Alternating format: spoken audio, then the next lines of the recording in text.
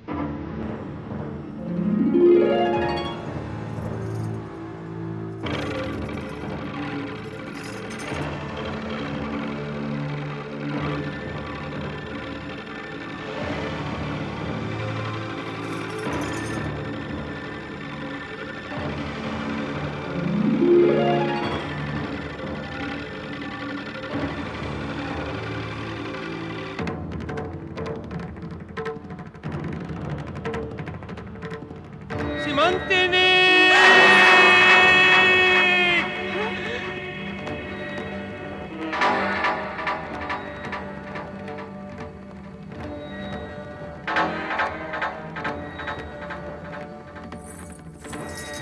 क्या हुआ स्वामी? क्या हुआ? क्या हुआ राजकुमार? आप अचानक इस तरह विचलित क्यों होने लगे? क्या हुआ? आपका स्वास्थ्य तो ठीक है ना? अरे, कोई वैद्य राज को बुलाओ। क्या हुआ स्वामी? क्या हुआ? क्या हुआ आपको? कुछ तो बोलिए। मुझे कुछ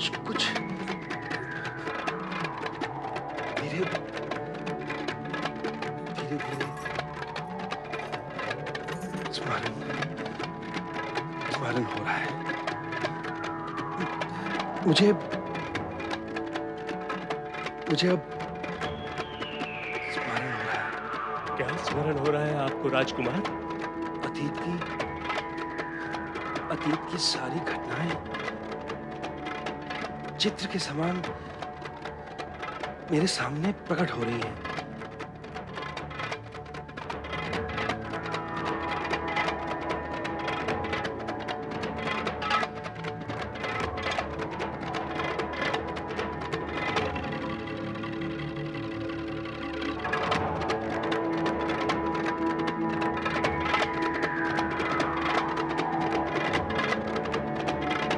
किंतु कुछ कहे तो, क्या है वे घटनाएं जो आपके सामने चित्र की भांति प्रकट हो रही हैं? मैं और सीमंतिनी नौका विहार कर रहे थे।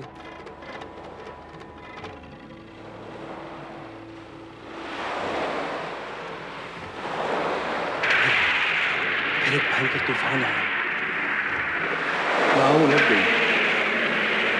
हम दोनों ने एक दूसरे का हाथ थामने का बहुत प्रयत्न भी किया, पर कुछ नहीं हुआ। हम दोनों अलग हो गए। भाग्य के थपेड़े खाता हुआ मैं यहां नागलोक तक आ पहुंचा, पर उस बेचारी सीमंतिनी को तो वहां वैधव्य का आरोप सहन करना पड़ रहा होगा ना? सीमंतिनी? कौन सीमंतिनी? मेरी पत्नी सीमंतिनी।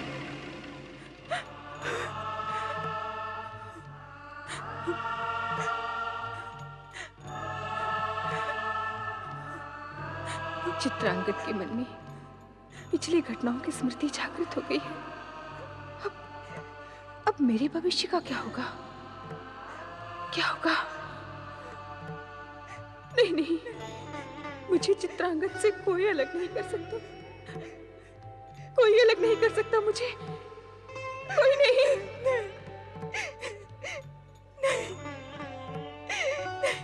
भोलेनाथ, मैं आपकी शरण में आ रही हूँ।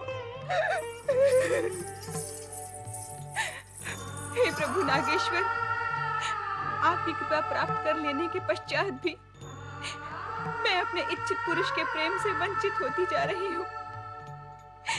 चित्रांगद की पूर्व स्मृतियां जाग उठी है और इसके साथ ही उसका मन उड़कर पृथ्वीलोक में सीमंतनी के पास पहुंच चुका है।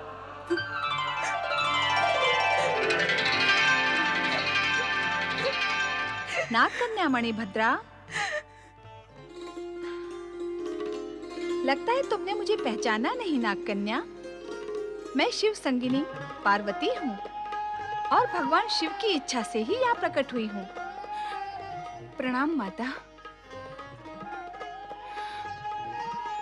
आपने मेरी प्रार्थना भी अवश्य सुन ली होगी माता। चित्रांगद की पूर्व स्मृतियां जागृत होने से भगवान शिव की कृपा मेरे लिए व्यर्थ होकर रह गई है। यह भ्रम है तुम्हारा। तुम्हारा यही भ्रम दूर करने के लिए मैं यहाँ प्रकट हुई हूँ। एक बार अपने सपने के राजकुमार को पाकर तुम्हारी मनोकामना पूर्ण हो चुकी है। नागलोक में मानव चिरकाल तक नहीं रह सकता, उसे एक न एक दिन तो जाना ही होता है। सीमंतनी के सुहाग की रक्षा के लिए तुम्हें चित्रांगद का मोह छोड़ना ही होगा। उसे स्वयं सीमंतनी के पास पृथ्वी लोक पहुंचाना होगा। इसी में तुम्हारा और उसका हित है। मनुष्य लोक में नागों को देवताओं के समान पूजा जाता है। तुम भी चित्रांगद का सहर्ष त्याग करके अपने देवत्व का परिचय दो और मनुष्य जाति की शुभकामनाएं प्राप्त करो। मुझे पूर्ण विश्वास है कि तुम मेरी बात मानकर वही करोगी जो तुम्हारे योग्य व उचित है। प्रणाम माता। कल्याण भव।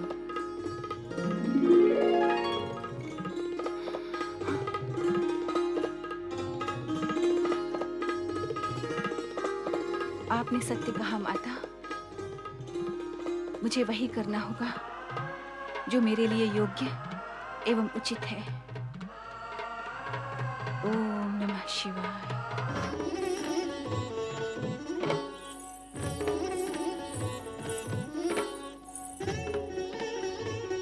क्या सोच रहे हैं राजकुमार? आपने मेरी बात का उत्तर नहीं दिया। समय नहीं जिसे निरुत्तर कर दिया हो, वो किसी प्रश्न का क्या उत्तर देगा राजकुमारी।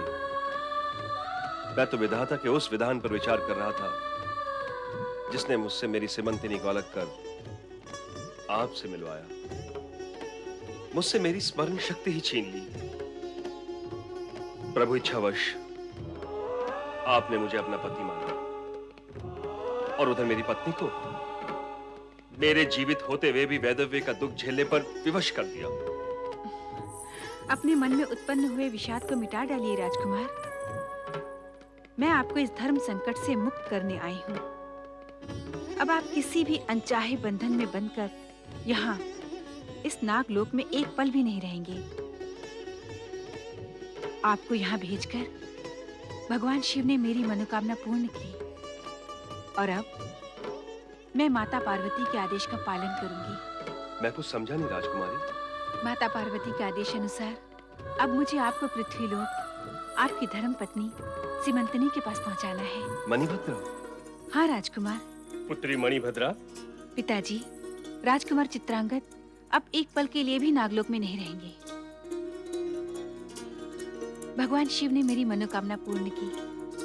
अब मैं माता पार्वती के आदेश को पूर्ण करूंगी। राजकुमार चित्रांगद को अब मुझे पृथ्वीलोक उनकी धर्मपत्नी सीमंतनी के पास पहुंचाना होगा। राजकुमारी मणिभद्रा? हाँ राजकुमार चित्रांगद, आपको पृथ्वीलोक पहुंचाकर मैं अपना नाग धर्म निभाऊंगी।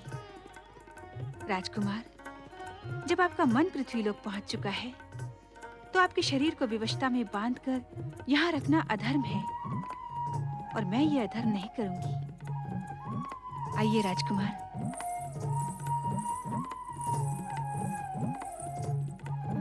ओम पार्वती पतये नमो नमः।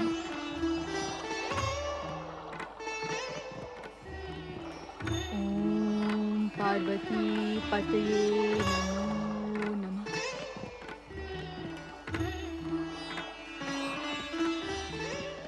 हे माता पार्वती, मुझ पर दया करो, अपना वचन पूरा करो माँ। मेरा सुहाग मुझे लौटा दो, मेरे स्वामी को मुझे लौटा दो माँ। तुम तो सबकी मनोकामना पूर्ण करती हो, फिर इस दुखियारी के भाग्य में ये दुख क्यों माँ, क्यों? ओम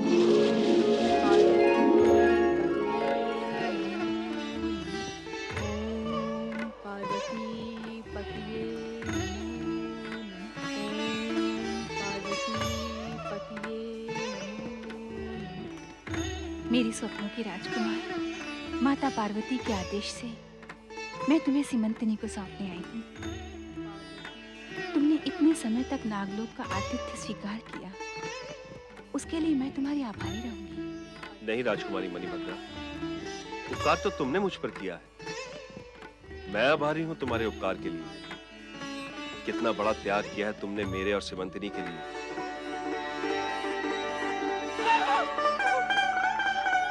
स्वामी,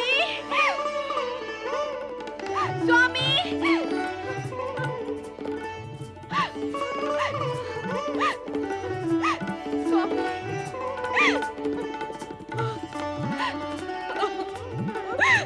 स्वामी आप आ गए।